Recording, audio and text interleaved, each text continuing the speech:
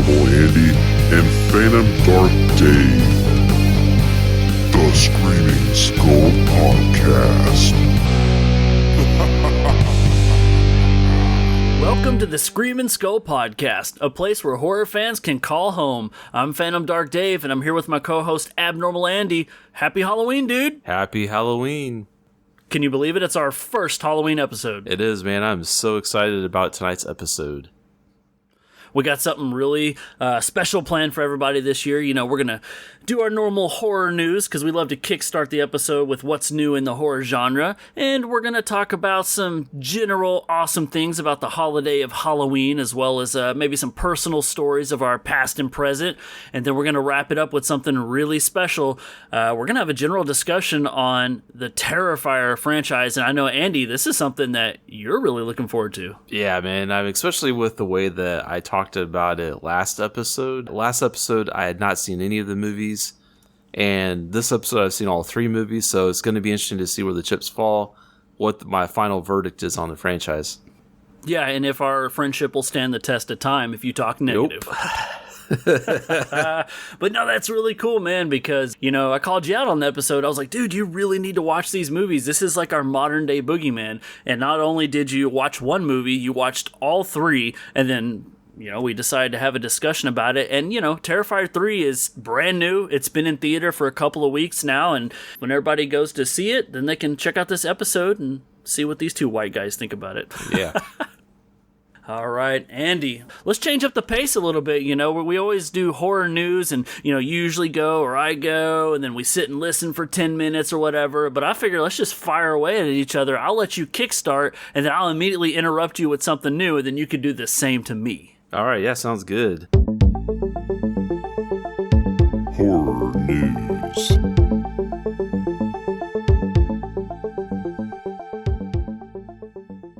To start off the festivities, I saw an article on a new movie from Justin Long. It's called Spin the Bottle, and it stars Justin Long. He stars as a local authority savvy to the paranormal. So this comes from Paramount, and they told Bloody Disgusting in an exclusive clip. They're saying that Spin the Bottle will be available digital on October 4th. Yeah, it's already out. So in the film, when a group of friends play Spin the Bottle, in a house marked by a brutal massacre, they unknowingly unleash an evil spirit and start dying in terrifying ways.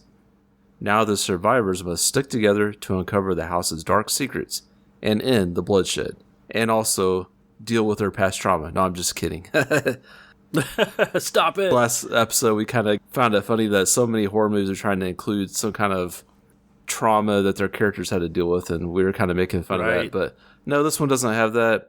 This supernatural horror movie stars Tanner Stein, Kaylee Kaneshiro, Tony Amendola from The Curse of La Llorona, Ryan Whitney, Hal Compston, Angela Halili from American Horror Stories, and Samantha Cormier from Legion, also with Ali Larder from the Final Destination franchise.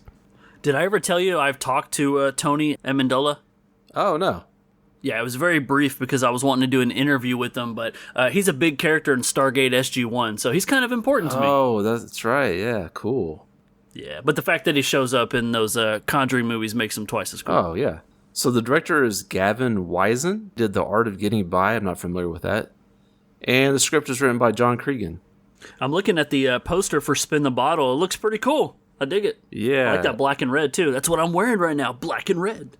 Justin Long's kind of like a local... He's like a ghost hunter, it sounds like. So maybe he's like Zach Baggins or something from Ghost Adventures. He's credited as a sheriff. Oh, okay. Well, there you go. That would be unique. Yeah, so he's like a local sheriff that actually believes in the paranormal, it sounds like. So excited I can barely talk. That's right. Man, naturally. And you said this was a Paramount thing. Doesn't look like it's streaming on Paramount yet, but I'm going to keep my eyes open for it because I know we are both in agreement with this, but anytime Justin Long shows up in a horror property, he's always amazing. Yeah, I mean, everything that I've seen him in, he's been really good at, really great.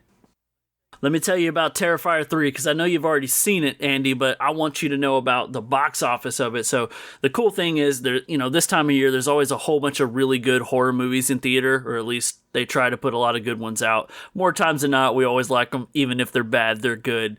But with Terrifier, I mean, this is a franchise that we'll get into soon, but it's taken over the world, so much so that hardly anybody knew about Terrifier in 2017. It went on Netflix in 2018.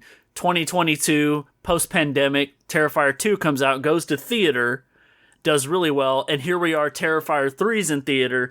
You know, these movies aren't big budget movies, but they're making big bones now, dude. So Terrifier 3 had a $2 million budget, and it's already made, just on its opening weekend, over $21 million. So talk about that profit. That is great to see. It's like, no matter where you fall, whether loving or hating the Terrifier franchise, like, just seeing like an independent horror film do this well at the box office, it's really great. It's something that I really love to see, because it just means that we're going to get more horror down the line. More studios taking risks with horror, which is great. We're going to get more original stories, I feel like.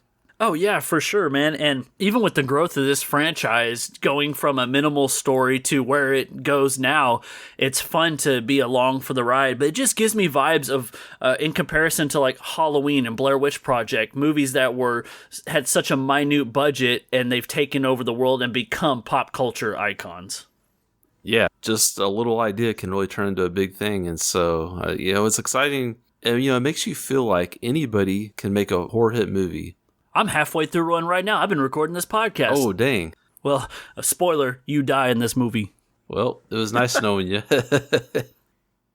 We all kind of like to hear what Stephen King has to think about different horror movies, and even maybe some new ones that came out. He's actually hyping up a new horror movie, and he's taken to social media to urge audiences to watch The Rule of Jenny Penn, which is a new horror movie. It doesn't actually get to Shudder until 2025, though. He calls this one of the best movies he's seen this year.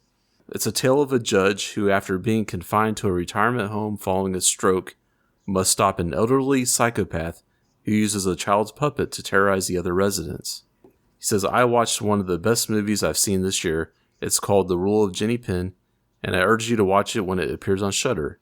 Jeffrey Rush stars with John Lithgow as a geriatric psychopath with an evil hand puppet. Wow, Jeffrey Rush and John Lithgow, that sounds really cool. Sounds really old. Yeah, they're both kind of old, yeah. So, the article goes on to say, not only does it sound like a unique approach to the world of horror, as well as sounding undeniably Stephen King coded, I don't know what that means, it also boasts a stellar duo as its leads. Yes, we were just mentioned that. So this movie is directed by James Ashcroft and co-written by Eli Kent and Ashcroft both. The movie stars Jeffrey Rush, who did Pirates of the Caribbean, Quills, and he did some other stuff too. And he starts as the judge that is the main character of the story. And then John Lithgow, we all know from Dexter and Pet Sematary, I guess the new Pet Sematary. He is the psychopath resident Dave Creeley. Not the first time he's played a psychopath. Those who know. Yeah, because he was in, Raising Cain. He was in that Sylvester Stallone action movie Cliffhanger. And I'll squeeze it in a cough. Dexter. I have not seen any of Dexter, so that might be another thing I have to jump onto. It would make sense for the podcast. Okay, so yeah, the movie debuted at Fantastic Fest, which we talked about that last episode, about some movies that came out. That you did not go to. I did not go to. I don't even know where it's at, but yeah. So anyway, so that sounds promising. It's getting a lot of praise, a lot of hype, and it sounds like an interesting premise. It almost sounds like a serious Bubba Hotep. Ooh, nice plug. Good movie. Fun movie. That's one I still got to show Julie. That's a good horror comedy. That's one I got to show myself too sometime. Damn it, Andy. Every episode we uncover a little more. Yep. All right, let's talk about some movies. Since I told you about one that's in theater, I want to tell you about a couple. I wrote down 1, 2, 3, 4. I got 4 that are now available on either 4K, Blu-ray, or Steelbook, which is always fun. We got The Ring. Are you a fan of The Ring? Yeah, somewhat. I mean, it's been years since I've seen the first movie. I'm just happy you've seen it. I don't know if I've seen, there was like The Ring 2, right? Yeah, and there was Rings, a third one. I think I just saw the first one. As long as you've seen the first one, you're good. We got Land of the Dead on 4K Blu-ray. That's a good one. I'm just looking at, he's just nodding at me. He's like, yup. That's a bloody movie. Yeah, it is. And I love what they do with the zombies in that one. You said Land of the Dead, right? Right, the John Leguizamo. We got a somewhat recent one has dropped on 4K Blu-ray and Steelbook. Thanksgiving. Did you see Thanksgiving? No, I've not seen it yet. Okay, it's Eli Roth you need to rectify, or I'm going to make it a very soon episode, sir. Yeah, did you say Thanksgiving or Thanksgiving? I said Thanksgiving. I have you seen Thanksgiving? Because I've seen Thanksgiving, but I'd be surprised if you've seen it. I've actually seen that one. How have you seen Thanksgiving but not Thanksgiving? I saw it like many moons ago. Okay. Did you know there was a couple of Thanksgivings? Did you see any of the sequel? Let's see. There's like a part 1 and there's like a part 3, right? Right, but yeah, and the 3 is actually 2. Yeah. And the last one I want to mention is a really, really big one, and it's something that I know we both love, and I think the world is kind of collectively in love with it, is Nightmare on Elm Street, the original from '84. It's got a 4K Blu-ray and Steelbook. Dang, it's about time. And I was looking at some of these Steelbooks. They look pretty awesome. Yeah, that would be cool to have the Steelbooks, and also I'm sure these movies all look great in 4K as well. Oh, for sure, man. And, I still collect the older formats because I do prefer the grainier look, but I totally understand if you got a 4K TV and you want to see the best picture possible, especially if your TV is large, then you have to have it in the right format. But, man, those Steelbooks are a sight to behold, that's for sure. Yeah, they look nice on the shelf. Yeah, our buddy of the podcast, Renee, is a big Steelbook collector, and he usually lets me know when he gets a new Steelbook, and sometimes these come with like lobby cards or posters inside, and I'm like, what am I missing out on? This is awesome. Here's a not quite a horror movie related story, but a paranormal one, which is related. So Ring, we all know about Ring, like the company that makes the door cameras. Yeah, man, I was like, I just talked about the Ring movie. What do you mean? So Ring Cameras, they're offering one lucky winner a $100,000 bonus for their ghost captures now through November 1st. According to the official contest website, they will accept anything from supernatural sightings of floating orbs and unexplained shadows to family and friends wearing silly costumes. Okay, well, funny, frightening, fashionable, all of it. If you find a ghost, we want to see it. Okay, this is interesting. The judges for the contest are Finn Wolfhard, star of Ghostbusters and Netflix's Stranger Things, and paranormal investigator Katrina Weidman will serve as part of the judging team for Ring's Great Ghost Search, helping to select the winning entry. So the official rules can be viewed on the Ring website.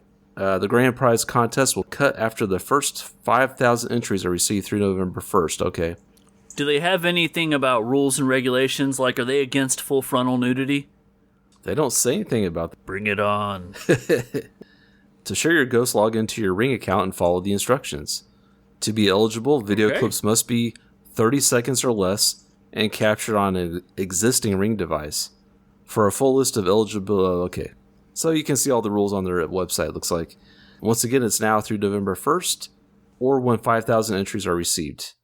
And anybody is eligible... Yeah, so just make sure you have everybody's permission that's included in the clip before you submit it. I'd be interested to see some of the clips that they get. I mean, kind of watch through some of these clips. I mean, I'm sure there's going to be like some pretty crazy ones, like what you're suggesting, but there could be some creepy ones too. Oh yeah, hopefully somebody out there does take it serious and actually submits something that's pretty noteworthy. And do you watch America's Funniest Videos anymore, or whatever it's the new name for it is? No, I haven't seen that show in ages. Okay, I think there's like different renditions of it, but I still try to catch it once in a blue moon. Like if it's on TV, I'll stop and look at it for a minute. And I swear, my favorite thing on that show, it's the evolution of it, but it's always the Ring camera doors and watching like postmen and people who are like coming to the house or leaving the house, like falling down the stairs or into the flower beds or something like that. Like that's what really gets me going. Oh yeah, that would be funny. I'm like, you stupid. I think there's like a channel on, if you have like Samsung TV or Pluto or any of those apps that have like all the channels that you can watch. I think a lot of those have like a America's Funniest Home Videos channel. They just like show like those episodes like all day long. You know what's cooler than that? What's that? That Universal Monsters channel I told you about. Oh, yeah, I have been watching it some, yeah. Heck yeah, me too, man. Although I was, and I don't want to, oh man, I better be careful. When I say this is my own opinion. So if you're a fan of what I'm about to say, that is totally awesome. Don't hate me for not being a big fan of. But I was kind of bummed out when all they started to play was reruns of the Munsters. I got nothing against the Munsters. It's totally relevant for Universal Monsters, and I know people love it. But for me, like, I still want to watch horror movies. And so when it was like nonstop Munsters, I was like, damn it. Yeah, I was going to mention that too, because the other day I turned it on and it was the Munsters. And actually, my wife kind of perked up because she heard the Munsters. She was in another room. She's like, oh, you're watching the Munsters. I was like, yeah, so. She a fan? Must be, yeah. We've never watched it, but I think, and I think it's funny. So like, that will actually be something that would pull, like, maybe you're not your usual horror fan, but some people will come in to watch the Munsters, and then you can give them the 1-2 surprise attack with the next Universal Monster movie that plays or whatever. Yeah, 1 minute you're watching the Munsters, next minute Island of the Lost Souls. That could be a good time. But yeah, I think when I was a kid, I watched more of the Addams Family, if I'm being honest. Really? Wow. I don't know, like, I never did see the Addams Family as a kid. I always saw the Munsters because the Munsters was what was showed on our local TV station. So I don't know, like, for some reason they didn't show the Addams Family. You would think I would be a Munsters fan because it's literally a combination of Universal Monsters as a family, and that's pretty fucking cool. But I guess because I didn't grow up with it, maybe I don't appreciate it as such. But it is what it is. Maybe I just want the real Universal Monsters, So speaking of people that may not normally watch horror, I found this cool little article for people, if they're too scared to watch horror movies. This article has 5 tips that may help you get through your next horror movie. So these 5 tips, this is from New York Times, so it's not like a horror magazine. I think this is coming from somebody that maybe is not like a regular horror movie watcher, but someone who like has a passing interest in them and maybe will watch some horror movies at this time of year, like in October. Sure. So the first pointer is one that's going to piss you off, Dave. It's called Embrace the Spoiler. Oh, hell no. So they say the first and best line of defense is to read the plot in advance. So it's, if you're feeling brave, just go for a synopsis, but there's no reason to be a hero. They say, I sometimes read an entire plot in great detail before watching, especially with films I know will tap into my weak spot. Movies about demonic possession. Oh, that's your sweet spot. I know. This is getting worse and worse. They're going to ruin a demonic possession movie? Come on. So they say, unlike with other genres, knowing what will happen in horror doesn't necessarily detract from the experience of watching. Your heart will most likely still pound. You will probably still jump. And the visuals and sounds will probably still shock. Knowing what comes next may simply help keep the anxiety and uncertainty in check. Okay? I mean, they're not wrong. If you eliminate some elements of surprise, I guess that will keep you somewhat more calm than if you didn't know what was coming. But depending, like if it's a James Wan movie, it doesn't matter if you know what's coming or not. You're watching Insidious, you are going to jump. Yeah. You'll shit yourself. Oh, yeah. So the next tip is, it's called The Smaller the Better. That's what she said, maybe? I don't know. I don't think she said that. Yeah.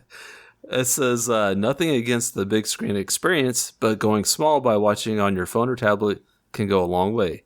Not only will you have a sense of control that a crowded theater with speakers blurring hellish soundscapes can't provide, you will also be able to make adjustments.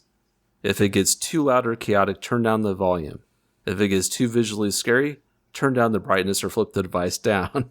Sometimes for the most intense scenes, it's better to just hear the movie without seeing it or to watch without sound. Okay.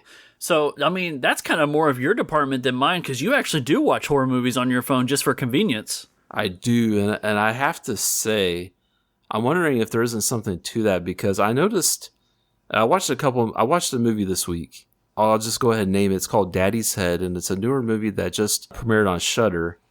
And I'm hearing a lot of people saying that they were really scared by this movie, and it's one that I watched mainly on my phone. And I didn't really find it that scary. And maybe that's why. I don't know. Because you can control it. Yeah, well, I'm sitting in a bright-ass break room at work. There's people all around talking or whatever, but I do have my earbuds in. But I'm having to kind of shield my eyes because of the lights. I want to try to make it as dark as possible. So I do have to turn my brightness way up on my phone screen just so I can see everything, especially if there's like a night shot or something like that. I don't know, maybe there is something to it. I know I do enjoy, when I can watch on the big screen and turn all the lights off that's there's definitely something to that, especially when you're at the movie theater. You can see the movie on the big screen with the lights all turned down. Yeah, and there's something to be said about being able to, be in the right atmosphere for the movie. So, yes, in your case, you do what you got to do. And for some movies, it probably doesn't affect you one bit, especially like good old slashers and stuff. But just like when we did our first episode and we talked about Skinamarink, like that's not one you want to watch in a bright-ass room, right? Because it's very hard to see. But I think there is something to be said about having headphones in, because sometimes you're able to hear things that normally you wouldn't be able to hear, and that's pretty cool. Yeah, no, having the earbuds in or the headphones, like it kind of creates a sense of like surround sound, and you're kind of hearing the movie like in stereo. Because if you're watching it like on a TV or some other screen that just has one speaker, you're not really getting the full audio effect, really. So if you're listening with headphones, at least you're going to get that surround sound effect, which is really cool. Andy, I think most people now have more than one speaker, dude. Yeah, well... Yeah. I know a little bit about that. But no, hey, do you watch your movies with subtitles? Like I always, if I can, watch subtitles on there, because I've noticed that I sometimes catch things in the background that usually I pass off as small talk, but ends up being pretty helpful. Yeah, I didn't used to watch with subtitles, but that is something that I started here recently. I really do like watching with subtitles now because, one, if I'm like at home, I don't have to turn it up so loud to bother my wife. But even like in other places, it's nice to have the subtitles on because, like you said, it will clue you in on things that are happening on screen that you may not notice. Or even like it'll spell out things that are kind of whispers or something. Like a movie I'm watching now, there's like some sing-songy things happening, and I don't really know what they're saying, but it says the lyrics in the subtitles. And I think that's kind of cool. It tells you what the song's actually saying. And it does clue you on some things that are happening. If there's like rustling or something, it'll say rustling, or it'll say like creatures scurrying or something like that. It's like, oh, okay, that's what that was. And because sometimes I'll miss things like that. You want to hear something kind of funny? Yeah, what's that? So this week I've been listening to our buddy Brian, Terrible Terror podcast. He did an episode on Dracula Untold. Did you ever watch that movie? No, I've never seen it. Okay, there we go again. Universal Monsters. Look at all these plugs. But also, selfish plug, Terrible Terror Podcast. You guys should check it out. It's our buddy Brian. He's awesome. But he's covering Dracula Untold, and he was talking about he's watching it with subtitles. And obviously, when you have a Dracula movie, there's going to be a scene with at least one, if not more, bats in it. And the scene popped up, and it said bats flapping. So that way you heard their wings flapping. And he said he laughed out loud because he thought it said fapping. Exactly. So any immature person right now should be swerving or dying laughing. But oh man, you got to read those subtitles correctly, buddy. But that's funny. I hate it when bats fap. Yeah. Do you think, by any chance, though, we didn't mention this, do you think it's also nice because we're in our 40s and it's hard to hear sometimes? Yeah, I definitely. I'll admit it. I definitely need to turn it up, and my wife always makes a comment about how loud I have things turned up, and I'm like, that's because she don't want to hear your horror movies, Andy. So turn it down. That ain't true. The monsters. That's true. So we have 2 tips here. So here's the third one. They say take a horror fan with you to watch a movie. Agreed. Short and sweet.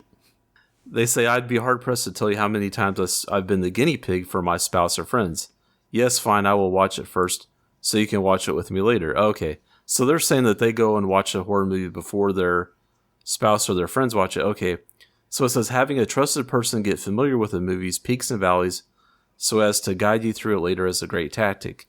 Then your person can warn you of what's around the corner or even narrate a scene while you avert your eyes. Okay. Well, I don't know.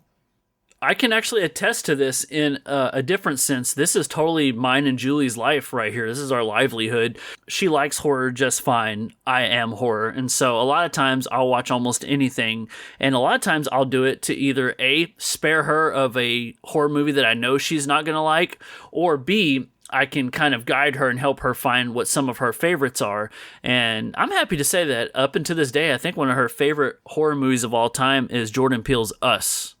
And that's a great horror movie. But then there's some other movies I'll watch, like Slaughterhouse with her, and maybe I should have watched it first. I don't know, but yeah. Oh, yeah. Like, how was it? You could skip it. All right, so here's another one. To step away from the screen. The 30-minute episode is most. The 30-minute episode. Okay, the 30-minute episode is most associated with TV comedies or TV shows, but when it comes to intense movies, breaking them up into bite-sized pieces can help give your nervous system a rest and replace dread with excitement for the next chapter. There can be a lot of relief in knowing you won't be forced to sit with an uncomfortable feeling for too long. What 30-minute TV show are you watching that's that fucking scary? Come on. So that's interesting because that's kind of what I do with my movies. I have to watch them in like 15 or 30-minute pieces. Yeah, but you don't stop them because you're scared. No. Or wait, hold on a second. I've never Andy, hold on a minute. We may be getting new grounds. Did I just uncover? Are you scared, bro? No. No.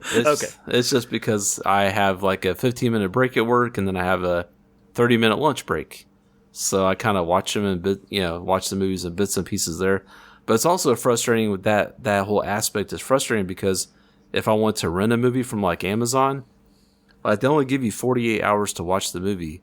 So if it's like a long movie, I have to make sure that I can watch the whole thing in like the next couple of days. Right. Well, for most people, 48 hours is enough time to watch one movie. But all I'm hearing in your case is you're so cool because you watch horror movies at work. I mean, what's cooler than that, bro? Yeah. Hey, let me ask you something. Does it make your workday go by faster knowing that you look forward to different segments of horror movies? Yeah, it is something I kind of look forward to throughout the day. Yeah, it definitely is. Yeah. Man, it's kind of like every time I get to go to a QT and pee. I always look forward to it. One interesting thing that comes out of that, watching a horror movie in bits and pieces, is you kind of stay in that world for a longer amount of time. Instead of watching it in 1 hour and a half block, you watch it in 15 or 30-minute clips, or bricks, whatever you want to call it. You kind of stay in that world longer because you have more time to think about the scenes that you just watched. So I think it's kind of interesting. I like watching a movie like that because it gives you more time to process what you just saw. Digest it, yeah. Yeah, before going on to the next thing. So, I don't know, it's kind of cool. Damn you, bro, because I would have never done this, and now you're giving me all these good ideas of like why it might be in my best interest to watch movies in 15-minute intervals. Yeah, but it can also be kind of frustrating too because you're like, man, I only got 15 minutes left of this damn movie. I want to see how it ends. And you're brightening your phone up just so you can see them dark scenes. I know you're killing your battery. Oh yeah, I'm sure. So the last tip, it says hold a personal post-mortem. It says maybe the most disconcerting byproduct of watching something disturbing is the snapshots that can return to haunt our thoughts. Even after 15 years, my midnight bathroom runs are often still plagued by mental flashes from paranormal activity. Ooh. Otherwise, I have largely been able to avoid the side effect by allowing myself even 10 minutes for a post-viewing journal entry in my phone's notes app or to scroll on the nearest scrap of paper. Quickly writing down what scared you the most and how those moments made you feel can help demystify the worst of it and set your future mind free. Man, this whole thing sounds like somebody's college thesis. Yeah, so there you go. There's 5 tips for maybe some of our people that listen that may not be a regular horror movie watcher, but may be trying to, just get into horror movies. Maybe these are 5 tips that can help you out. Yeah, a couple things. One, there's always room for more people to watch horror. We love to have you. Hey, so when you think of horror in the bathroom, is there any movie that comes directly to you? Because I had an immediate thought. Let's see, horror in the bathroom. Well, of course, there's Psycho, I guess. Of course. Yeah. Man. So, Psycho is the shower. What if I said the bathtub? Because I always think about what lies beneath. Yeah, that is the one that first comes to mind when you mentioned bathtub. Yeah. Cool. Yeah, I'd hope you had seen that one. That was one I haven't watched in a long time, but it had some creepy, effective scenes that were quite pleasurable. Oh, yeah. I'm going to have to show Julie that movie. It was a cool little twist to it, too. I liked it. Yeah. Maybe we'll cover it one day. And that's another thing, too. I'm loving covering all these new movies, but damn, we're going to have to figure out some segments for old movies every once in a while. Yeah, for sure. I mean, I definitely like to go back and talk about some older movies. So, yeah, we'll work them in as we go. Awesome, man. That's some cool stuff for some horror news. You got any other tidbits, or we're going to move on to another segment? I think it's time to move on to our next segment. Happy, happy Halloween, Halloween, Halloween. Halloween, happy, happy Halloween, silver shamrock. Happy, happy Halloween, Halloween, Halloween, happy, happy Halloween, silver shamrock. It's almost time, kids. The clock is ticking. Be in front of your TV sets for the Horathon. And remember the big giveaway at 9. Don't miss it. And don't forget to wear your masks. The clock is ticking. It's almost time. Happy, happy Halloween, Halloween, Halloween, happy, happy Halloween, silver shamrock. Happy, happy Halloween, Halloween, Halloween, happy, happy Halloween, silver shamrock.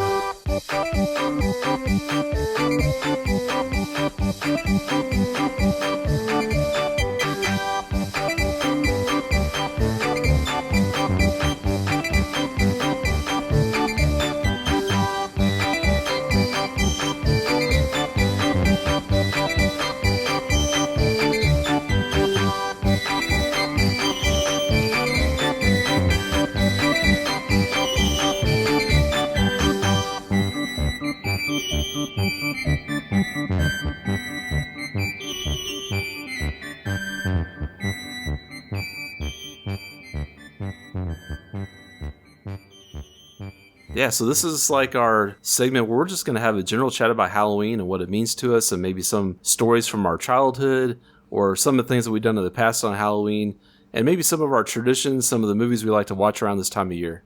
I don't know, to start off with, I guess we can kind of start at the beginning for me, talking about maybe some of my earliest memories of Halloween. My first costume that I remember dressing up as was as Dracula, actually, believe it or not. It's funny, I had like a black stocking cap, and so my mom put that on my head so I'd have black hair, and then made like a little like black widow's peak below it with like black makeup, you know, and then like put a little blood on my mouth. I actually have a picture. I might share that with you, Dave, and we can post on social media. Hell yeah. Yeah, but that was the first costume I remember wearing. I'm trying to remember what some other ones were. And you were like Dracula specifically? Like in your mind, did you know you weren't just a vampire, you were Dracula? Or did you say that loosely and you were just a vampire? No, I think I was either I was Dracula or I was the Count from Sesame Street, but I remember I had blood on my mouth. Those are two different things. Yeah, no, I think I was actually Dracula. I think because... Yeah, the Count from Sesame Street did not have blood on his mouth. No, but... He's not eating children, bro. But I remember, like, when I was a kid, there was these little action figures of Universal Monsters, and they were like, I can't remember the company now. It wasn't Kenner. It was something like Kenner, but Remco or something. I don't know. That's what I was going to say, yeah. I think I had like 4 of them. I had the Creature from the Black Lagoon. I had Frankenstein. I had Phantom of the Opera. And I had the Mummy. Those are the 4 that I actually had. These weren't the ones that glue. I don't know if that's what glowed in the dark, are they? No, these did not glow. Okay. And they were just kind of like, the arms and legs kind of moved, but they weren't super like articulated or anything. It was just like they moved at the shoulders. That was about it, you know. But anyway, so like that kind of got me into the Universal Monsters at a young age. And so I think that's why I was dressing up as Dracula, because I really liked Dracula. What was the first Universal Monster movie you saw? The first one that I saw, I want to say, I'm pretty sure it was Creature from the Black Lagoon. Perfect way to start. Yeah. I think mine was the Wolfman, because this was the late 90s, and they had just put out some like newer versions on VHS. Like this is when Blockbuster was still at its peak, and they had the Wolfman on display. And I remember I was like, I just want this. Like I hadn't seen any of them, but something about me, it was like a calling, or maybe it was a howling. But I watched it, man, and it was like my first black and white horror movie, and I just loved everything about it, and I wanted more. And then that's whenever I had told my grandfather about it, and when he found out that I hadn't seen Creature from the Black Lagoon, he's the one that showed it to me, and that's what changed my life forever. And so my first Universal Monster movie was The Wolfman, but it was Creature that solidified me, as I mentioned in our first episode. But a second ago, you were asking me what some of my oldest memories with the costume was, and you know, I had a couple that I wore as a kid. I did not dress up every year, but I think my favorite two memories were the short and sweet one would be when I was Ghostface, and that's right when Scream came out. Like, that is a horror movie lover's wet dream right there because it's an ode to all horror movies.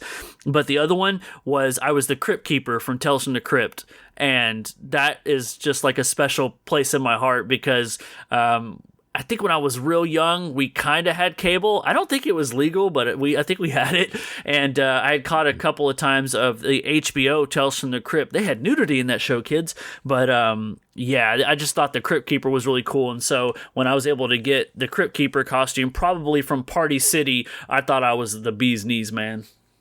Yeah, I remember one year I was the Terminator. But I couldn't tell my parents I was a Terminator because, they were ultra religious and wouldn't let me watch it. But it's funny. It didn't really look like the Terminator. I had like a camo jacket on. I had a toy gun. And I had these like G.I. Joe sunglasses that were black that I wore. Okay. Oh, man, where's that picture? Yeah, I wish I had one. I don't think I have a picture of that one. I always remember as a kid, I always wanted the Freddy glove, For me, that was like my white whale, my... Was the pinnacle. I was like, man, I need to get a Freddy glove. And of course, I never got it. I did get a Jason mask once. It was one of those cheapo ones you get from like Walmart or whatever. Sure. But I had that. That was pretty cool. I wore that one year. You're an adult now. Have you ever had a Freddy glove? No, I've never bought a Freddy glove. I challenge you by Halloween next year for you to get a Freddy glove. Yeah. Of any caliber. But don't you come at me with one you made yourself, Andy. Okay. And then my last time trick-or-treating, I was actually like a teenager at this time, but I remember dressing up as Marilyn Manson. What? Yeah. Please tell me you had the bodysuit. No, I didn't. I just had face paint and a black wig, like a long black wig on. You a fan of the music? Yeah, well, of his earlier, like... Was that like your teenage angst there, buddy? Yeah, like, especially like, what their Smells Like Children album, I think it's what's it called. And then also, the one that had Sweet Dreams on it. Of course. And then the one after that, Antichrist Superstar, that was one I just like played on repeat. Like, yeah. Yeah. But I haven't listened to much of his newer stuff though. I don't know, like I heard some of the newer stuff like Hollyweird or whatever, that album. I think that's one of the albums, I don't remember, or Hollywood, I don't remember, something like that. And I heard some of his newer stuff. I just wasn't into it as much. Okay. But now, see, that's crazy, man, because I don't think I've ever dressed up as a musician before. Like, if I had to go with some of my favorite musicians, I'd either dress up as Rob Zombie, which, bet, or I'd have to go as Randy here on Mars, and that would just be freaking weird. Yeah, that'd be cool. Or I'd have to go as Black Cat, Me and My Shadow. There it is. Oh, there you go. But I don't know how I could be two people at one time. Yeah, that'd be weird. Oh, man. Hey, I want to talk to you about something. So I was digging around on the internet, and I was like, what happened 100 years ago today in Halloween? And I found something really cool. So if you go back to Halloween of 1924, it was the first Anaheim Halloween parade, and that is Anaheim as in Southern California, as in home of my favorite hockey team, Anaheim Ducks. But this parade, this is why I wrote this down, it was accompanied by its grand marshal, who was none other than the great Bambino, Babe Ruth. Oh, that's cool. Isn't that wild? Yeah. Do you like baseball? I'll watch the Royals every now and then. Do you have a favorite baseball movie? I know for me it's Little Big League, and then followed by The Sandlot, and then followed by Rookie of the Year. But what does Andy like? Does The Shining count? No, just kidding. Is there baseball in The Shining? Wendy has a baseball bat at the end. I see what you did there. I like it. No, I don't know. I mean, I don't think I have like a favorite. You don't seek out sport movies? No, although there was a cool X-Files episode where it was like a baseball episode. There you see, somebody out there knows the episode, they heard you, and now they're just a big fan of the podcast because you love baseball and X-Files. Yeah. That's a show I still need to freaking watch, man. Like, it's driving me crazy. Yeah. Julie, I know you're listening to this podcast right now. You know how we recently just had a discussion about what we should watch next? Maybe it's X-Files time. I expect to hear back from you very soon. But Andy, speaking of Babe Ruth, did I ever tell you that I saw a movie that Babe Ruth was actually in? No, what was it? It's a movie called Speedy, and it was a silent film. It was a comedy, but it was from 1928. It was a Harold Lloyd picture, and I'm a big fan of silent films, and so Harold Lloyd he was a comical genius back in the day, but he was very underrated because he got surpassed by some of the bigger names, which everybody knows, like Buster Keaton and Charlie Chaplin. But if you don't know Harold Lloyd, very creative, very awesome. But there's a scene where it's outside a Yankee Stadium and you see Babe Ruth, and there's a whole scene with like traffic and stuff. And I was like, holy shit. Because it's crazy because you see movies where people portray Babe Ruth, but no, this literally is Babe Ruth. And that just kind of blew my mind. Like, holy shit, this is like a diamond in the rough type deal. Yeah, do you look like John Goodman? Not far from. Because John Goodman played him in The Babe, that movie. He did. Yeah. Oh, well, since you name dropped it, that might be your favorite. I guess so. That's the one. You can't go wrong with a John Goodman movie. Hell no. Did they play baseball in Chud? Oh, that's man. one of the best. yeah, John Goodman roles there. But yeah. Hey, I wrote this down too because this made me think of you. I thought this would be really cool. So you know how I mentioned, Halloween of 1924. So I'm going to keep you in the 1920s. I found a list, and there's just a couple of things here about the biggest Halloween pranks in the 1920s, and these would be apparently like casual pranks, not like one for the books or anything, but some of this shit was unheard of. So some of the most popular things to do in the 1920s if you wanted to prank your neighbor was break windows, Oh, wow. steal their gate, put wagons on the roof, or throw flour sacks at people. That sounds kind of dangerous. Flour sack, are those kind of heavy? Yeah, and that sounds kind of vicious and mean too, right? Like, these are savage 20s for Yeah, sure. like breaking somebody's windows, like, man. Right, steal their gate. Like, do you know how to uninstall and put that back? Yeah.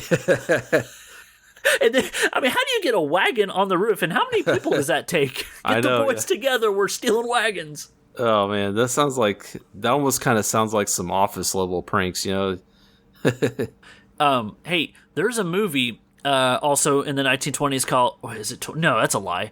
It was 1944 though, but I think it takes place in the older time. But Meet Me in St. Louis with Judy Garland. Are you familiar with that one? No. Well, it's St. Louis, it's Missouri, so you should be. But no, it's funny because there's a scene where one of the little girls literally throws flour on somebody, and so that made me think of it.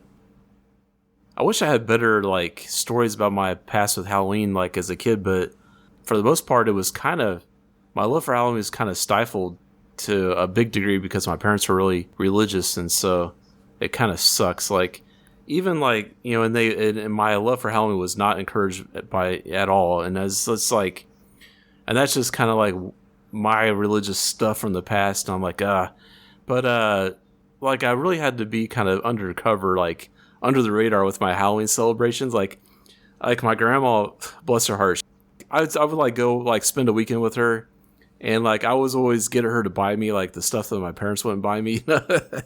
I know all about that, bro. And so like she bought me this Halloween tape once, and it was like one side was like a night in a graveyard, and the other side was like a night in a haunted house. And it was one of those scare tapes where like it was like sound effects, and it was like different scenes, you know, and sound effects for different scenes. And so I would like pop that on my tape player, and I would be like listening to that all the time, just kind of like covertly listening to it so my parents wouldn't know what I was listening to. But yeah, it was. You're like, a freak, dude. That's awesome. Like, I mean, I get listening to like horror themes, but sounds of the graveyard with Andy. Like, what is happening? I can just picture you in your Walkman, you know, hiding in your room, just listening to the eerie sounds of the night. Yeah, there's something. I'm glad you turned out okay, bro. Oh yeah, something about like those ambient like horror sounds over like the haunted those house are sounds. usually accompanied by a fog machine, dude. Yeah, well, I had one of those too, but don't you tell me it was in your room. No. All of a sudden, Andy's got that fog machine going again. No, he's smoking dope. Yeah. Yeah. Oh, well, so when I was an adult, I got to actually have fun at Halloween. And, but I remember, like, one of the things that really got me excited, even as a kid, and this is one of the things that I was actually allowed to do, is watch TV during Halloween. That sounded weird. I was always allowed to watch TV, but, like... I know. I'm like, that's the strictest damn thing I've ever heard. But, like, on TV, you know, you have these, even, like, sitcoms, like, in the 80s and 90s, they would all celebrate Halloween. They would have a Halloween episode. And so I loved this time of year when I would, like, pop on, like a show that we would normally watch like Home Improvement or Roseanne, Yep. Those would both have great Halloween themed episodes, and so that would be something I would always look forward to, and so it gave me that Halloween spirit that I was like yearning for, like watching those, because they would do stuff that I always want to, like they would set up little haunted houses in their garages or in their houses. So like whenever trick-or-treaters would come, like they would like walk through their house and they had different scenes set up and stuff. Man, I love that shit. Meanwhile, you were lucky if you got a trunk or treat. Yeah, my dad did take me to a haunted house. I think he just wanted to scare me to see if I would get scared and not want to do it anymore. But I think I don't know, like I think the haunted house did scare me, but all my dad did was take off. Yeah. Where'd you go? I don't know. Maybe he went to a haunted house and didn't come back. Oh man, that's kind of like a plot synopsis for a horror movie right there, man. Let's do it. That would be kind of cool, but I mean, not like a real life scenario, but just something to imagine. Writing a horror story. Got to be careful, or all of a sudden it's going to turn into the houses that October built. Yeah. Yeah. Hey, I got something for you, buddy. Yeah, I wrote down the top 5 most popular Halloween candies as of 2024, and I think this list, though some of it is probably congruent with candy over time, there was something that didn't make the list that blew my mind, but I may be in the minority here. But here we go. So, top 5 most popular candies as of this year. Number 5, Starburst. Yeah. Number 4, Skittles. All right. Number 3, Sour Patch Kids. Why does everything start with an S? I don't know. It's all fruity flavors so far. Well, luckily that's about to change. Number 2, Reese's Peanut Butter Cups. Hell what yeah. fucking house gives out peanut butter cups? That's awesome, Yeah. especially if they come out of the freezer. I'm in. Yeah. And this one shocked me. Number 1 most popular Halloween candy, M&M's. Okay. I love M&M's, but I don't know. I guess I would have thought Skittles would have been above M&M's, but no, apparently not. Man, are those people that like to go Tootsie Rolls? Man, those things like... Dude, I mean, I got pretty excited whenever it was like the flavored Tootsie Rolls, like the orange ones and the white ones and stuff. I was like, okay, something different. Yeah. Those, yeah, and like a Tootsie Roll here and there is not bad, but when like half of your trick or treat bag was those little hard ass Tootsie Rolls, you're like, damn it. Yeah, you're going to have everything stuck in your teeth. But man, where's the love for candy corn? Come on. Oh, yeah, that's right. Candy corn, those little pumpkins. Like, oh, you got those little peeps? No thanks. You done with that candy corn? Hook me up. Yeah, I'll eat the hell out of some candy corn. Me too. So let me ask you a question. So here we go. Look, M&M's, peanut butter cups, Sour Patch Kids, Skittles, Starburst. Which one's your favorite of those 5? You gotta go with the Reese's Peanut Butter Cups. I mean, that's... Okay. Yeah.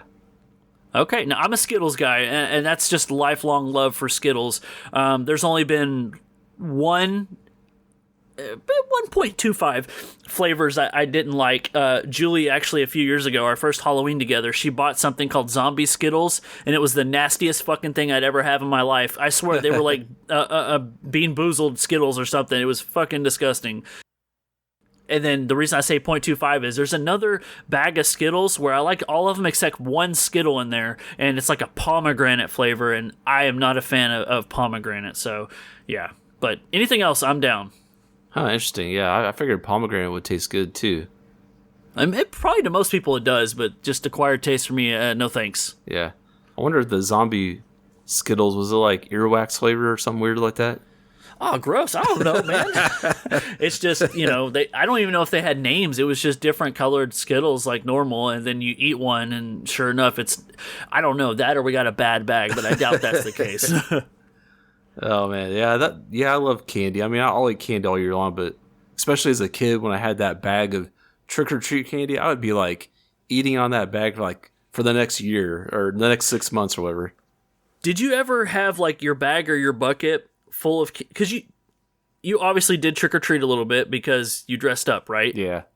So did it always seem like you would have your bag of candies and you'd pull everything out? I don't know, your parents probably wanted to inspect the candy or whatever, and hopefully, but how was there, no matter what the case is, always loose candy in there? Like no bag would be open, but you're like, where the fuck did these like loose M&Ms come from? Oh, yeah, sometimes that would happen. But, Never fails. My parents never inspected my candy. They didn't care. I mean... Hell no, they were in there putting razor blades in the chocolate. Oh man, but I never did get apples though. You know, kind of the thing. Yeah, that's probably a good thing. Yeah. Like one time my dad did say he thought there was drugs in one piece of candy or something, but I don't know. He just wanted that candy, bro. Yeah, probably. I'm gonna need you to take that. Yeah. No, yeah, just thinking about like some of the like I don't really have like any traditions for Halloween nowadays, but I do have stuff that I love to watch this time of year. I think we talked about it on past podcasts, but it'd be good to kind of go through it again, like kind of share with everybody here. Like when I think about Halloween and the stuff I want to watch, and you know, if I can get my wife involved, it's so much the better. So like there's things that we both can watch together, which I absolutely love. It's like Beetlejuice, Addams Family, stuff like that where she can get into it too. So that's really cool. Those movies are kind of special in that way.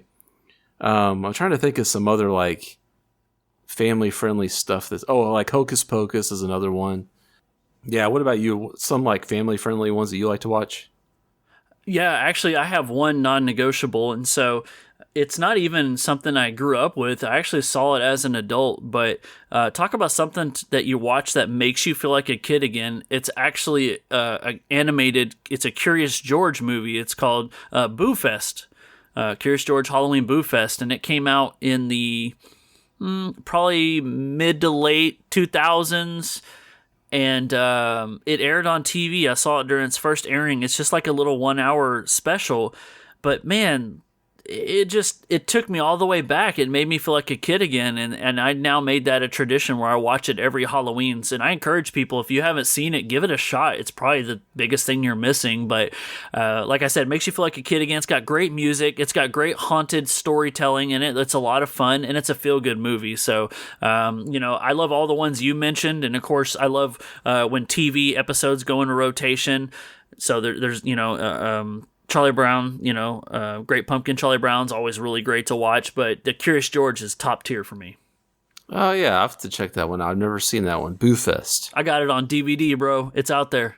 Cool. I need to watch The Great Pumpkin, Charlie Brown, too. I can't remember the last time I actually watched that movie. Are you a fan of Peanuts? I was when I was a kid. I remember watching a lot of Snoopy. Okay, cool. Yeah, I am too. And, it shocks me how these are just, obviously they were pulled from the comic strip, so maybe it's not too surprising, but these things, even the Christmas special, everything ranges like 20, 25 minutes, and I'm like, these are just not long enough. These are great. Yeah, they're fun.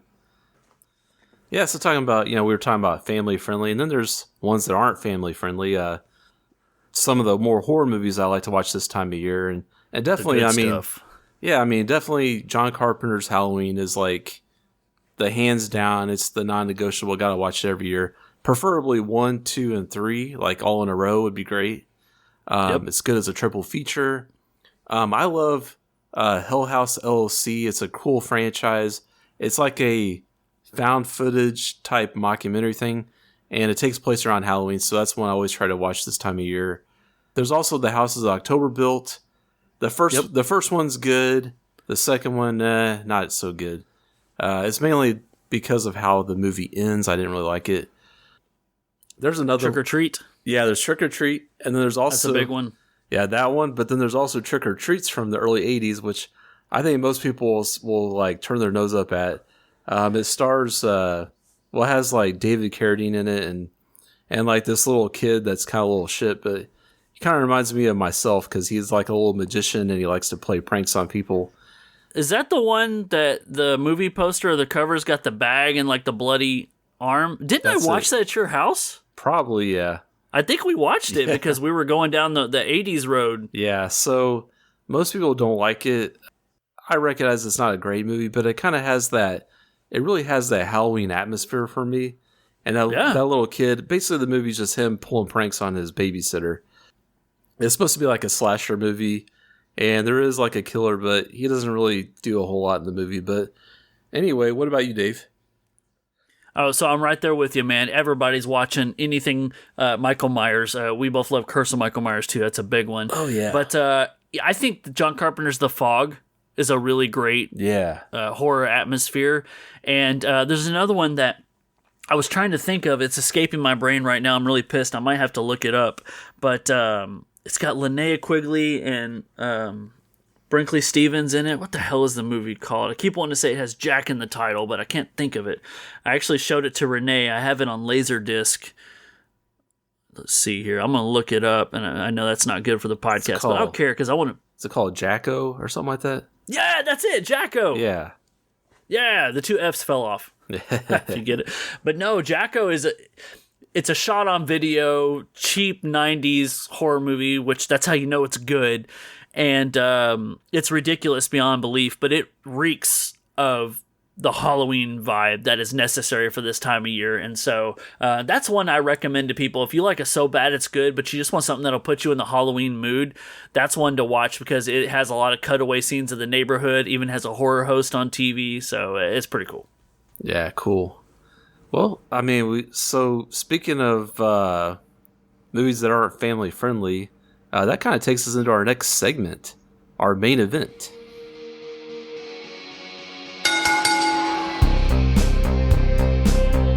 The main event.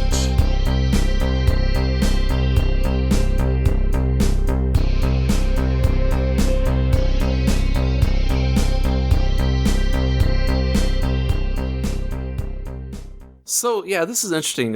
So this takes us to our Terrifier discussion, and I remember, it's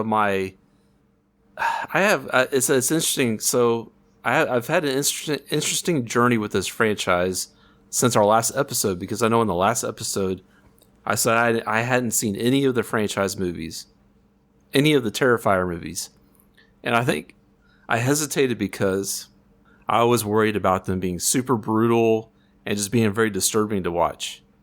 And up to the point of the last episode, I had only seen All Hallows Eve, that movie. And that was like Art's first movie that he was in, Art the Clown. And it was actually a different actor. So that was really my only exposure to Art the Clown.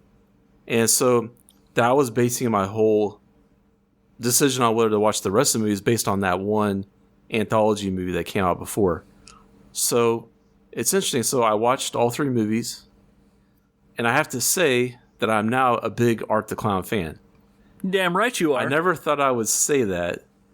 And it just goes to show you that, like, you may have an idea of what a movie's like, but like, and even like, yeah, the movies are brutal, they're gory, but for me, it's not that disturbing for me. It's like fun. These movies are actually fun for me. And I mean, and that says something about you, Andy. It really does. And I think that, and it's all due to Art the Clown, because the way that he carries himself, the way that David Thornton, the actor, he does a great job. There's a different actor that played him in the All Hallows Eve movie, so I think that's why, it kind of portrayed him a little bit in a different light. So, but the new Art the Clown that we have today is more humorful, has a lot more humor to it, though his actions and stuff. He doesn't talk, but he like mimes things, and man, I have to say, just like, it cracks me up, like the way that he reacts to certain things that the characters do and stuff like that. But anyway, yeah, so I watched the first one, and I don't know, just kind of go through real quick how each movie hit me. I was kind of surprised with the whole Victoria thing at the beginning. I wasn't expecting that. Like, she was being interviewed on a TV show, and then she automatically kills somebody. I'm like, whoa, okay. This is how Terrifier starts. And right. Then we have Art the Clown, and we're introduced to Art. And a lot of the things that happened in the first movie do reflect what happened in the All Hallows Eve segment that he was in. See, that's cool, because I've never seen All Hallows Eve. Yeah, but for the opposite reason that you watched it. Like, yeah. I like David Howard Thornton in this, that I don't want to see a different representation. Yeah, and really, if you've seen the first movie, you've seen most of what that segment is. Now, there's some other segments that kind of expand on, and it's interesting because, and we'll talk about Terrifier 3 later, but the mythology is definitely expanded as the movies go on, and you get some of that mythology in All Hallows Eve. Really? So I was surprised, I was like, okay, we're kind of coming back around in the circle, because there's some elements that are introduced in All Hallows Eve, and I'll just let you watch it for yourself, and you'll see. Yeah, for sure. I mean, I didn't know that. I feel like a loser. So yeah, there's some extreme kills in this franchise, but they didn't really disturb me like I thought they would. Like I kind of laughed. That's not. I didn't laugh at the kills, but I laughed at Art, the way he did them and the way that he acted. Were you surprised about how like tight and minimal the first film was? Yeah, it was, and then how expansive the part 2 was and part 3. You know? Yeah. And it's interesting. Like I had these preconceived notions of part 2 as well, because I saw pictures of Sienna in her Angel Warrior outfit and was like, oh, that looks stupid. I don't want to see Art fighting an Angel Warrior. That just sounds really cheesy and hokey. Well, too bad. So here's my experience. So the first movie I watched on my phone at home or whatever. The second and third movie I actually got to see in the theater. My local AMC had a double feature last Thursday, and so I got to watch both movies in the theater, which was an awesome experience. I think if you can see the movies in the theater, go do it. Did you take advantage of that Art the Clown popcorn bucket? No, man, I didn't even see that. I think sold out. Yeah, sold out. Yeah, I don't doubt it. But and I was kind of like, I actually had ordered some food, and I was like, man, I want to eat this food real fast because I don't want to be grossed out by this movie. But Terrifier 2, even though there was like extreme gore and like it was gross, it didn't really gross me out.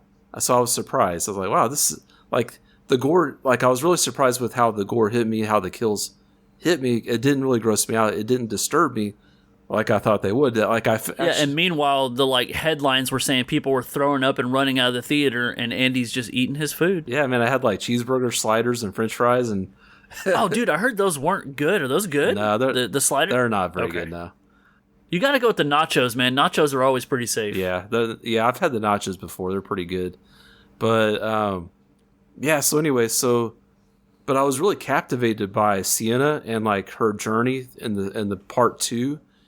And I know some people may not like the fantasy elements, but I really kind of dug it. I love this. That's something that I had to bend on a little bit because I don't really dig fantasy as much. But if you want me to like fantasy, okay, put it in my Terrifier movie. Now I'm forced to because I like Terrifier. But they did a good job wrapping it in. So that's pretty cool. Yeah, I mean, I was surprised. I didn't think I would like it, but I really enjoyed the whole like warrior aspect. Sienna making her costume and like. I really, and her and her brother, man, I really just bought into their characters. Good dynamic. Yeah, for they sure. have a great dynamic, and the mom, even though she's only in the second movie, but hey-o. But man, like, yeah, I really love the characters of Sienna and Jonathan, and even Art the Clown. I just love their, like, you have this. The second movie really felt like a good versus evil movie. You have this like really. Strong force of evil and Art, and even that little girl, that demon thing or whatever that was following around. I thought that was demon thing. That was really creepy. But you have like Sienna kind of like gaining this power and like becoming a force that can actually battle Art the Clown. I was really loving that. One thing I loved about it was how Art never changed. Like you a lot of times we've seen when you have a movie that's a trilogy or becomes a giant franchise is there's always room for character growth, but there's also room for things to get ruined. And if you love Art in part 1, you're going to love him throughout the whole franchise. And David Howard Thornton puts on an amazing show. And I love the freedom that Damien Leone gives him because, we know that, yes, you said that he's like a mime. He's like a mime combined with Freddy Krueger. It's amazing how comical he can be. And like us, he is enjoying the moment. Like you could tell he's having such a good time making this movie, whether it's him just doing innocent gags or if it's him ripping somebody's lungs apart. It creates such a fantastical environment. And I don't know if I've ever said it, but this is one of the times where I've said the more blood, the more gore, the better. Yeah, and like you said, the pranks, he does play with his victims. I like that. And it's like, he just has this like way about him, like the way that the character is done. It's really like, like I found myself laughing, in Terrifier 2, but I think Terrifier 3 especially, they kind of upped the not comedy, that's not the right word, but they like made art, like some of his acting was like really great. Just like, it was like really funny, like especially like in part 3 when he met Santa Claus. I thought that was great. That was a great scene. Did you know who played Santa Claus? Did you recognize him? He looked familiar, but I wasn't sure who it was. He was the guy. He's been in a lot of Rob Zombie movies, actually. Oh, that's right. It's Okay. like Daniel Roebuck, I think. Yeah. Okay. Yeah. So he's the priest that died in the beginning of 31. Oh. And that's not a spoiler if you haven't seen it. That's the intro. But yeah, he's one of Rob's friends. And I think he did some horror mockumentaries or shockumentaries in the 90s, which is probably what got Rob's attention back in the day. But always cool to see a familiar face like Clint Howard showing up in the third one. That was great. Man. Also some Rob Zombie fame. You know what? Whenever he showed up on screen, everybody in the theater was like laughing and just like kind of like, yeah. I thought that was cool. I remember this one time I was watching the MTV Awards, that tells you when this was, and Clint Howard was given the Lifetime Achievement Award. I think I stood up in my own living room and clapped because I'm like, it's the Ice Cream Man. That's fucking awesome. Yeah, man, Clint Howard, he's awesome. He's been in like Star Trek. He's been in horror movies. He's been in everything. I mean, he seems like that guy who not only doesn't turn down a role, but he just gives every role his all, and he enjoys doing it. Yeah, for sure. And I think that's what we're going to get with David Howard Thornton, too, because the thing about Art the Clown is they did the first thing that is very important is you have a great look. Like, you know, there are so many horror icons that have left memories with us because of their performance and their look. Like the way you talked about Freddy's glove, like the iconic Christmas sweater, Jason's mask, Michael Myers with the fucking William Shatner face, like so many things. And with Art the Clown, you got to be careful because clown territory can get very crowded, right? You have Pennywise, classic. You have so many different B horror movies with clowns that next to Pennywise, it might be hard to make a clown stand out, but they fucking did it, man. They had a mime clown, and you put David Howard Thornton in those shoes, and he brings that character to life. And so having an important character like that is the first thing that's going to make your movie successful and memorable. And I just can't believe that we've already had a third movie. I saw the first movie, and I was like, okay, it's okay. I saw the second movie, and I was like, wow, this is an awesome movie. It really like captured my heart, you know, like it sounds kind of cheesy, wow. You know, it's like A little sentiment over here. It's like, man, part 2 was just like, I think it was like the characters, like just the story. Well, the first movie didn't have much storytelling. Yeah. And that was the big difference in part 2. Yeah, exactly. Yeah. And it gave you characters you could really pull for, you know, you could like root for. And so I really appreciated that with the second movie. And just like, and then part 3, you know, part 3 had a different feel. I mean, it was Christmas time, but also even with our main characters, with Sienna, she had a different, I don't know, she wasn't as like upbeat, I guess, as she was in the second movie or whatever. Even in the second movie, she was. Well, I think she was dealing with the trauma from the second movie, and that's one thing that was different is not only do we have reoccurring characters, but it's a character that we are deeply familiar with now. Yeah, I really, part 2 really like pulled me in. What was it like to sit through 2 of them in theater? Because dude, I can't tell you the last time I saw 2 horror movies in theater in the same day.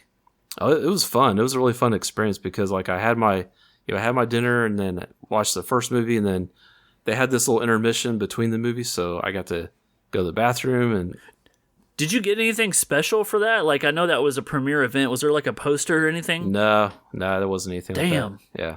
Okay. I was hoping so. I was looking forward to it because I don't know if you've seen the posters for the movies, but my God, all the posters for Terrifier 3 are incredible. Yeah, they're cool. And I was telling you, like, after watching this, it feels really good because I feel like we've been lacking a big Christmas horror movie. Like, it was pretty big in the 80s, you know? You had some of the bigger ones like Silent Night, Deadly Night, and Christmas Evil.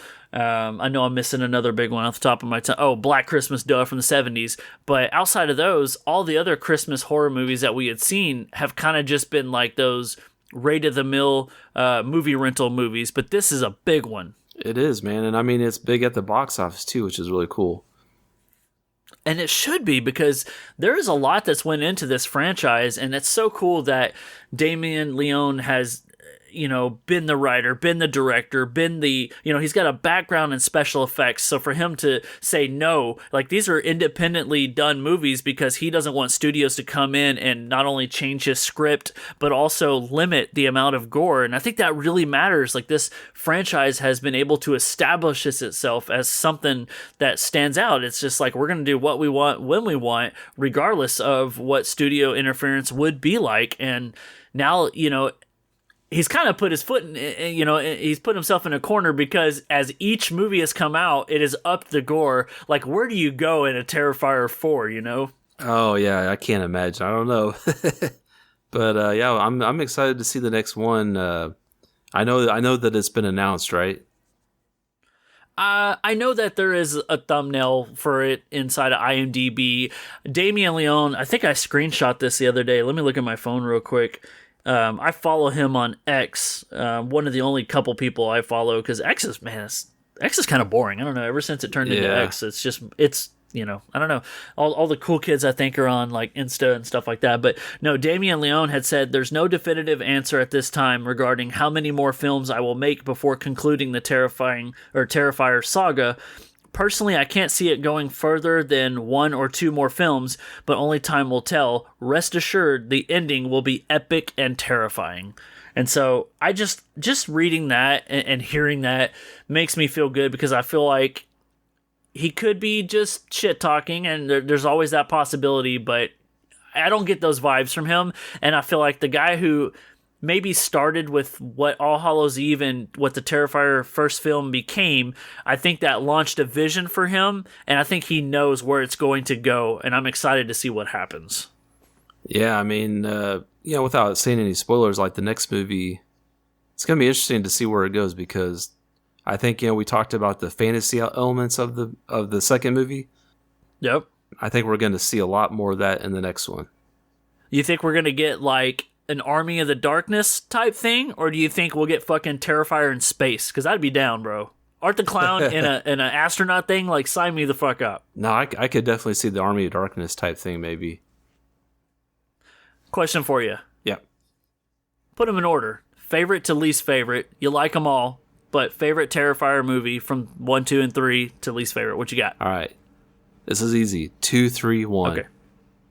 Awesome, and I'm 3, 2, 1. Okay. That's awesome. Yeah. And the funny thing is, Julie's listening to this. She's never seen Terrifier. And the thing is I haven't shown her those movies because, similar to you, I thought the gore would be a turnoff for her. But now I find myself in a pickle because, same reasons you've said, is Art is such an entertaining character that Julie's favorite horror franchise is the Saw franchise. But she will turn her eyes away if it's too gory. But she is captivated by the story, and I'm thinking to try her out on the first Terrifier, and if she ends up saying, that wasn't so bad, I think she's good, man. I think she'd like 2 and 3, because there's much more story to be held, but to just take anybody that likes horror at all and not let them be included in the Terrifier saga is just wrong. So, Julie, this is your warning. If you've heard this, and you better have, and you're like, I don't want to watch this, well, I think you're gonna. I think Terrifier is in the near future. You show Melissa. No. Not happening. Oh, man. And, I know this thing is running a little longer than normal, so we won't drag it out too much longer, but talking Terrifier is so much fun. But, dude, I think the biggest thing for me with what Terrifier 3 was it was the only one I got to see in theater. Fucking A, awesome. But, dude, the whole... I loved so much that this movie was set at Christmas time, because it gave it an edge that the other movies didn't have, which made it my favorite. But I think just when new horror movies come out, what's that next big thing? And Terrifier is on a roll, man. Yeah, Art the Clown is like the next thing, really. He's like the next Freddy, Jason. I thought we had it with the Hatchet films. Oh yeah. It was so good to have Victor Crowley. They stopped at 4, so Terrifier's going to have to do more than 4. That way he can reign supreme. Yeah. Yeah, man. So we won't drag this out much longer than need be. I know I just said that, but fuck, we're running long on this, and it's Halloween time. It's about time to get back to watching some horror movies. So, Andy, I think we should let that be that. You got any final messages for all of our horror listeners out there, our screamers? I just say, from a somebody that was hesitant to watch the Terrifier franchise, I'd say go check it out. Awesome. And so check your candy, kids, because you might be missing out on the awesome razor blades that are inside. But for this episode, I'm Phantom Dark Dave. And I'm Abnormal Andy. Thank you for listening to the Screamin' Skull podcast.